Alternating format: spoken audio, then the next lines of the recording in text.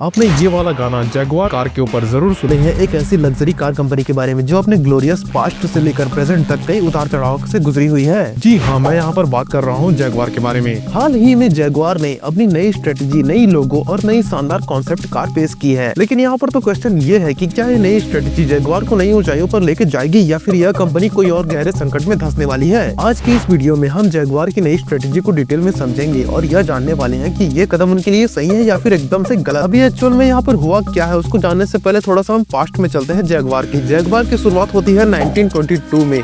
इसकी स्थापना sir William Lawrence ने की थी। शुरुआत में यह कंपनी मोटरसाइकिल साइड कार बनाया करती थी, लेकिन बाद में यह लग्जरी कारों की दुनिया में छा गई। जगुआर ने अपने शानदार डिजाइन, पावरफुल इंजन और लग्जरी फीचर के दम पर दुनिया भर में अपनी बहुत बड़ी पहचान बनाई। 1960 और 1970 के दशक में जगुआर ई टाइप जैसी कारों ने कंपनी को लेजेंडरी कंपनी बना दिया, लेकिन समय के साथ जगुआर को नई चुनौतियों का सामना करना पड़ा। कंपनी ने कई बार मालिक बदले और इसका असर उनके प्रोडक्शन और ब्रांड इमेज पर बहुत बड़ा पड़ा। अब वैसे तो हुई ये सब पास्ट की बातें, अब यहाँ पर हुआ यू है करंटली। अभी से 2 महीने पहले जगुआर ने ये एड शूट किया और यहाँ पर यूट्यूब में ये प्रोमो वीडियो डाला। और इस प्रोमो वीडियो में जब से अपना नया लोगो दिखाया है ना जगुआर ने, तब से लोगों के मन में बहुत बड़ा भड़ास बढ़ा हुआ है और लोग यहाँ पर जगुआर को लेकर काफी ज्यादा भड़के हुए हैं। जगुआर का यहाँ पर जो ये प्रोमो वीडियो है जिसका नाम है कॉपी नथिंग, इसको लगभग 3.8 मिलियन व्यू मिले हैं पूरे 2 महीनों में। और इसमें यहाँ पर 45,000 लोगों ने लगभग कमेंट किया है और उन 45,000 में से ज्यादातर तो कमेंट नेगेटिव कमेंट है, जिसको आप जाकर वहाँ पर पढ़ सकते हो। और यहाँ पर इन सभी कमेंट्स के अलावा टेस्ला कंपनी के मालिक एलोन मस्क ने भी ट्वीट ये किया है, कहा है कि डू यू सेल कार्स, यानी कि यहाँ पर उन्होंने एक तरीके से तंज कसा है कंपनी को। अब यहाँ पर असल में अगर देखा जाए तो जगुआर के इस कमर्शियल वीडियो से सभी के सभी सदमे में हैं। और जब 2 दिसंबर के दिन उन्होंने अपनी कॉन्सेप्ट कार को लॉन्च किया, यानी कि दिखाया लोगों को, तो सबके अंदर सदमा और भी बढ़ गया था। इवन तो यहाँ पर ये कॉन्सेप्ट कार है, लेकिन फिर भी इसका डिजाइन एकदम वाहियात है। और जगुआर की कार कभी भी इतनी ज्यादा वाहियात नहीं रही है। असल में यहाँ पर सवाल ये उठता है कि जगुआर ने ये कॉन्सेप्ट यानी कि ये कदम आखिर लिया ही क्यों, और इतना अजीब सा माहौल अपने लिए क्यों क्रिएट किया है यहाँ पर।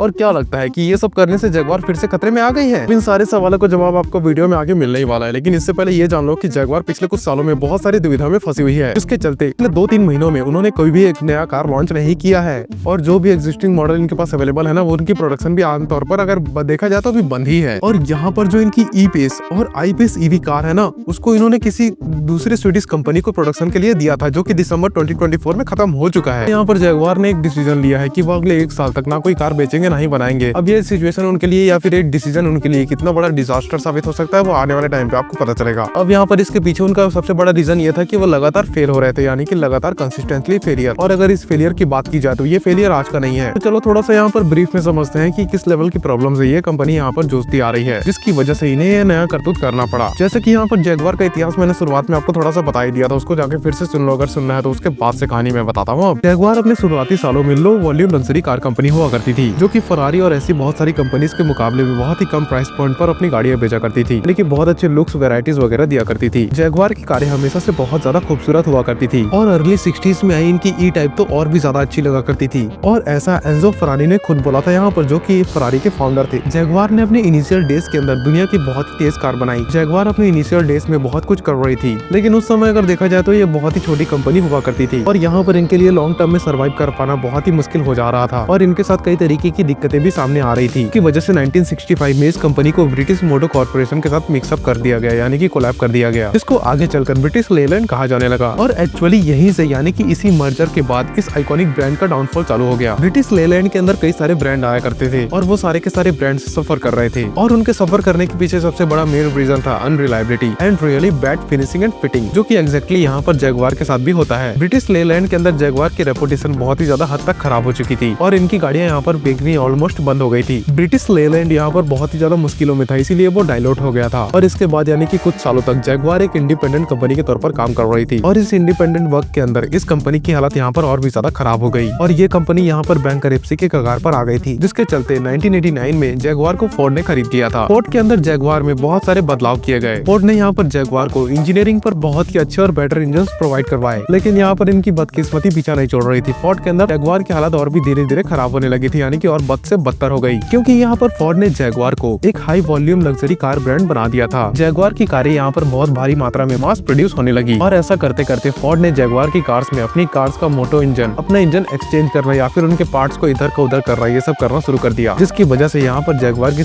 सारी गाड़ियां बहुत ही मेन स्ट्रीम हो गई और इनके अंदर से वो अपीलिंग स्टांस हमेशा के लिए चला गया था, जो कि किसी भी लग्जरी कार ब्रांड के लिए बिल्कुल भी होना नहीं चाहिए उसके साथ। तो इसके चलते यहाँ यहाँ पर जैगवार बहुत ही भारी लॉसेस पे आ गई थी उस समय। फिर आता है 2008 का वो वक्त जब टाटा ने इसको फोर्ड से खरीद लिया था। अब यहाँ पर भी शुरुआत में इस कंपनी के साथ बहुत ही सारी दिक्कतें आई, लेकिन इवेंचुअली यहाँ पर रतन टाटा जी ने इसके अंदर बहुत सारे एफर्ट्स को डालकर जैगवार को एक मेन स्ट्रीम कार ब्रांड के तौर पर आगे लाया और इस कंपनी को बिना किसी रुकावट के काम करने दिया। और इसी वजह से मे भी जैगवार की डिजायरेबिलिटी आगे बढ़कर सामने आई और लोगों ने यहाँ पर जैगवार को फिर से खरीदना चालू भी कर दिया था। और सन 2018 में कंपनी ने all time high sales record की और इनकी 1,80,000 से भी ज्यादा यूनिट वर्ल्ड वाइड बिकी थी। लेकिन अपने पीक टाइम पर भी यहाँ पर जैगवार अपने कॉम्पिटिटर से बहुत ज्यादा पीछे हुआ करती थी। जैसे कि 2018 में जैगवार ने 1,80,000 यूनिट पूरे वर्ल्ड वाइड बेची थी, तब यहाँ पर उनके मुकाबले में BMW ने 21 लाख यूनिट बेची थी वर्ल्ड वाइड। और यहाँ पर अगर मर्सिडीज की बात की जाए तो उन्होंने बेची थी 23 लाख यूनिट पूरे वर्ल्ड वाइड। देख रहे हो कितना बड़ा अंतर है यहाँ पर। यानी कि यहाँ पर सेल्स के मामले में जैगवार अपने कॉम्पिटिटर कंपनी से बहुत ही ज्यादा पीछे थी। इवन यहाँ की जैगवार की सिस्टर कंपनी यानी कि लैंड रोवर भी 3 से 4 लाख गाड़ियां आराम से एक साल में बेच दिया करती थी पूरे वर्ल्ड वाइड। यार यहाँ पर जो भी था, लेकिन कैसे भी करके जैगवार यहाँ पर सर्वाइव तो कर रही थी। यहाँ पर दिक्कतें अब आनी शुरू हुई जब 2023 में इसकी सेल्स यानी कि कंपनी की सेल्स 64-65 हजार से भी नीचे आने लगी थी। अगर यहाँ पर JLR ग्रुप को पूरी अच्छी तरीके से देखा जाए तो वो सिर्फ लैंड रोवर की वजह से सर्वाइव कर पा रहा है यहाँ पे। पर एक लंबे समय से अगर देखा जाए तो जैगवार अपने नुकसान पे बहुत ही तेजी से नीचे गिरता जा रहा है। 2019 में जैगवार ने 3.6 बिलियन पाउंड्स का नुकसान करवाया था, जिस डेप्थ से वो आज तक भी उभर नहीं पाए हैं। और अगर टाटा के अंडर की बात की जाए तो वहाँ पर भी जैगवार लगातार नुकसान पे चल रही है और उसके पीछे यहाँ पर कुछ बड़े बड़े मेजर रीजंस हैं। सबसे पहले रीजन की यहाँ पर अगर बात करें तो सबसे पहला रीजन यहाँ पे आता है ईवी रिवोल्यूशन को मिस करना। आज पूरी दुनिया इलेक्ट्रिक व्हीकल ईवीज पर शिफ्ट हो रही है। टेस्ला, BMW, मर्सिडीज जैसे ब्रांड ने ईवीज में इन्वेस्टमेंट कर दी है, लेकिन जैगवार इस रेस में पीछे रह गया। इसका पहला ईवी मॉडल ई-पेस आया और टेस्ला और ऑडी से टक्कर नहीं दे पाया। अगर यहाँ पर दूसरी रीजन की बात करें तो वो है poor design and innovation. Luxury car segment में हर ब्रांड इनोवेशन और डिजाइन में आगे बढ़ने की कोशिश करता है, लेकिन यहाँ पर जैगवार के नए मॉडल्स पुराने डिजाइन और आउटडेटेड फीचर के साथ आए थे। इस वजह से कस्टमर BMW, मर्सिडीज और ऑडी की तरफ चले गए। यहाँ पर तीसरी रीजन की बात करें तो वो है quality and reliability issue. Jaguar की बिल्ड क्वालिटी और रिलायबिलिटी हमेशा एक बड़ी प्रॉब्लम रही है। कस्टमर्स का ये रिपोर्ट करना है कि जैगवार की कार ज्यादा मेंटेनेंस डिमांड करती है और जो लग्जरी कार सेगमेंट में थोड़ी भी एक्सेप्टेबल नहीं है। JLR का जैगवार XC और XF मॉडल फ्लॉप हो गए क्योंकि उनमें टेक्निकल प्रॉब्लम ज्यादा थी। रीजन नंबर 4 की बात करें तो वो चाइना एंड ग्लोबल मार्केट में गिरती सेल्स। जैगवार की चाइना मार्केट में सेल्स 50% गिर गई है। यह मार्केट जैगवार के लिए सबसे बड़ा रेवेन्यू सोर्स था और वहाँ ऑडी और BMW ने इसे पीछे छोड़ दिया। ब्रेक्सिट और ग्लोबल इकोनॉमिक स्लो डाउन भी जैगवार के डाउनफॉल में बड़ा फैक्टर रहा। और पांचवा यहाँ पर एक सवाल आता है कि टाटा मोटर्स की स्ट्रेटेजी क्यों फेल हुई। यहाँ पर एग्जैक्टली क्या था वो रीजन? इसका रीजन ये था कि जब टाटा ने JLR एक्वायर किया तो उन्होंने जैगवार और लैंड रोवर को इंडिपेंडेंटली चलाने दिया, पर कॉस्ट कटिंग और मार्केट रिसर्च की कमी से कंपनी ग्लोबल ट्रेंड को मैच नहीं कर पाई। जहाँ पर टेस्ला जब फुल्ली इलेक्ट्रिक और सेल्फ ड्रिवन टेक्नोलॉजी पर फोकस कर रहे थे तो उस टाइम पर जैगवार सिर्फ हाइब्रिड और पेट्रोल डीजल कार में ही अटका हुआ था।